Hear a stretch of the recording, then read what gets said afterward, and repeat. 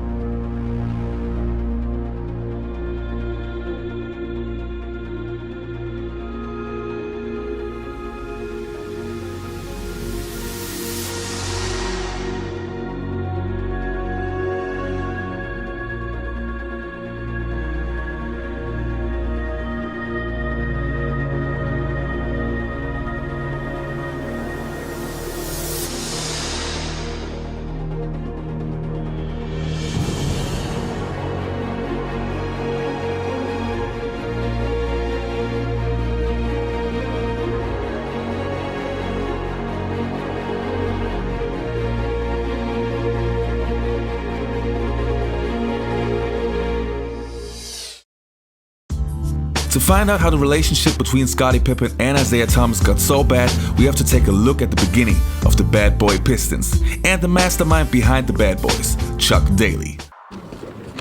Very pleased today to make the announcement on Chuck Daly as our new coach. I think my first encounter with Chuck was down in the Atlantic Coast Conference. When Chuck Daly came to the Pistons, he was a failure. He failed in Cleveland. He was fired. And when he was hired, Chuck Daly, who is Chuck Daly? I think it was all confidence. I think Chuck Daly, as his confidence grew, he became a better coach. I think people really bought into who he was and what he was doing. Cartwright and Isiah go at it in front of the Piston bench. Doug Collins is out there. Chuck Daly is out there. It has exploded. The Bad Boys were born, and for a young and hungry Chicago Bulls team, that was a huge problem. The 1980s were a tough decade, but the Bulls-Pistons games were hardcore even for the 80s. And a foul against Detroit. It may be Robin. And Lane Beer gets his sixth foul. It's against Lane Beer. Boy, did those three hit the deck hard.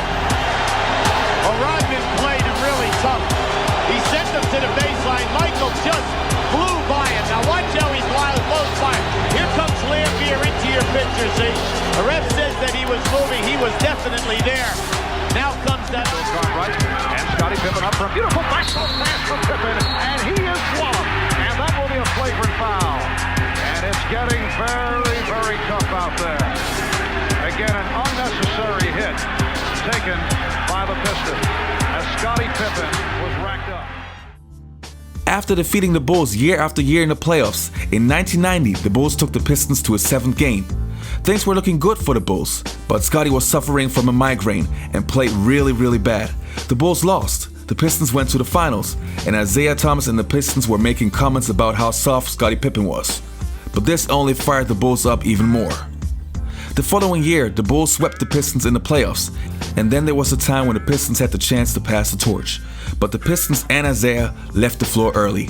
That rubbed the Bulls and of course Scottie Pippen the wrong way. Off the bench to hug both of his teammates. The Pistons with the indication that it is all over. A great run has come to a close. With 4:38 remaining in this fourth quarter. Now Isiah runs out to center court to hug Mark Aguirre.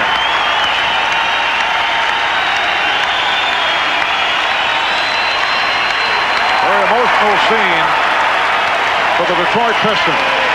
and it's richly deserved because they have been there, they have done the job, they have stuck together through a lot of adversity, even in their locker room. Those guys are battlers. They are headed off as time runs down. Pistons wasting no time in getting out of here. Now a timeout was called. They left the bench, although there's 7 and 9, 10 seconds remaining. The Pistons just left. If you had it to do over again, would you shake hands with the Bulls? Absolutely. Now, and the reason why I would is because looking back in terms of what has happened, you know, had I had a chance to do it all over again, we should have took the higher road. Now, when did that come to you? How many years later? Or was it that night I should have shook hands? I would say we resisted. I would say, and even myself, I resisted for about a good 6 to 8 months. Shortly after that incident, the Dream Team, the original Dream Team, was announced, and one player was missing, Isiah Thomas. That was a huge problem back then. Scottie Pippen has the following to say. Johnson writes, Isiah killed his own chances when it came to the Olympics. Nobody on that team wanted to play with him. Michael Jordan didn't want to play with him, and these are Magic's words. Scottie Pippen wanted no part of him. Bird wasn't pushing for him. Karl Malone didn't want him. Who was saying we need this guy? Nobody. Is that accurate? Sure, it's accurate. Sounds pretty true. We had plenty of point guards. I mean, we had John Stockton, we had Magic. There was really no room for him, to be honest with you. You know, we had some of the greatest point guards in the game, and I think the team was assembled based on, the players that we could get in certain positions. And I think the position that he played in was taken. It was just no playing space there for him. And, it's somebody had to be left off of that team. A lot of good players, great players, Hall of Famers were left off of that team. I'm very fortunate that I was able to join that team and be a part of it, and I'm happy for that and blessed. But the flip side of it, everyone couldn't make the team. All right, now let me ask you, and I'm not sitting there, trying to get dirt on the guy, but why did it seem like he rubbed so many guys the wrong way, Scotty? Well, he did. I mean, basically, he had a falling out with Magic during their little finals time when they were best friends and kissing before the game. That sort of fell apart. They were kissing buddies. Well, you know what? He was kissing Magic, but I think all in all, really, Isiah burned his own bridges. Being the leader of that Detroit Pistons team, they beat the Bulls numerous amount of times, and finally, when we were able to overcome them, he just wasn't very professional in turning the torch over, and I didn't have any love for him. Almost 20 years later, nothing has changed. The two still have bad blood between each other. What's the deal with Scotty? Wait a minute. Wait. Ho. Something's going on. I'm messy, Reggie. Did you want him on the team? Well, I can't speak for Michael, but no, I did not want him on the team. I don't mind Michael Jordan saying, I didn't want Isiah to be on the Dream Team. I don't mind, if Larry Bird said, I don't want Isiah to be on the Dream Team. But if Scottie Pippen say, I don't want Isiah to be on the Dream Team. That's a problem. Man, come on. You can't say nothing. Okay, I got a new topic for the open court. If Jordan is like, look, I'm not playing. If Isiah plays, okay. All right. Scottie Pippen, I'm not playing if Isiah plays. Man, go to the park. 3D, I need you to get up for a second. Get up for a second, if you would, 3D. And Isiah, lay down on the couch. How long have you been harboring this, Isiah? Are you feeling better now that it's come out, Isiah? Well, Ernie, it's been a while. It's been on my mind, for about, 25 years right now. Does this feel like a weight is being lifted off of you? Well, yeah, because I finally get to talk about it and just, the whole Dream Team experience. And again, I got no problems with, the greatest player to ever play say he don't want to play with me, or Magic saying he don't.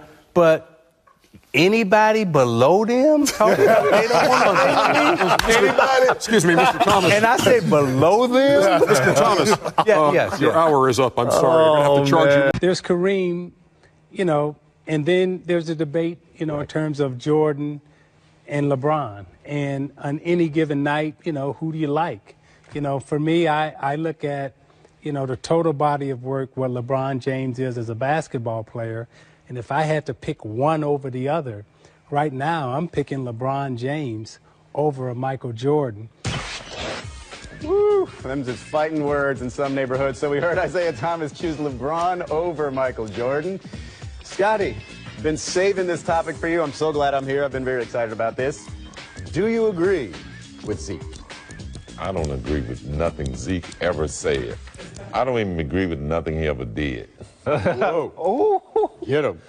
You know what? I find that comment there just hating. You know, I've never seen this guy embrace or thank Michael Jordan for what he's done for the game, done for our league, done for all the kids out here in terms of basketball. Michael Jordan is the greatest player to ever put on shoes and play in our game. No doubt about it. The way everything looks right now, nothing's going to ever change. But hey, that's the way it is. Hey, and thanks for watching this video. We really hope you enjoy our content, and if you'd like to support our channel, you can do these things. First, subscribe to our channel and click the notifications button so you will always be up to date when we upload a new video. And also check out our Facebook page. You will find the link underneath the video. Likes are very appreciated. Thanks a lot.